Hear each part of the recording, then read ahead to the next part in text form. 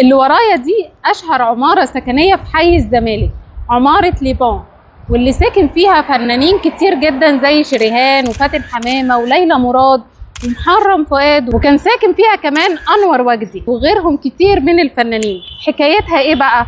العماره كانت ملك الخواجه تشارلز ليبان، وده اصوله كانت يهوديه فرنسيه، وسمح له محمد علي باشا اللي في الوقت ده كان والي لمصر ان هو يجي يستثمر في مصر وينور شوارع اسكندريه، وبعدها كبر استثماراته واخد توكيل تنوير شوارع القاهره كمان.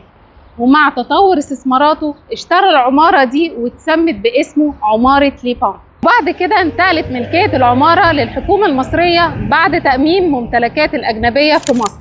عايزه اقول لكم ان العماره من جوه كبيره جدا، مساحتها فظيعه، حتى الشقق باين ان هي كانت واسعه جدا وكبيره قوي، ومن جوه في قاعده كده جميله جدا عاملينها علشان يقعدوا فيها في المربع اللي جوه ده، وزي حديقه اطفال كده. بجد المكان حلو قوي. العماره بصراحه اول مره اشوف عماره كبيره قوي كده.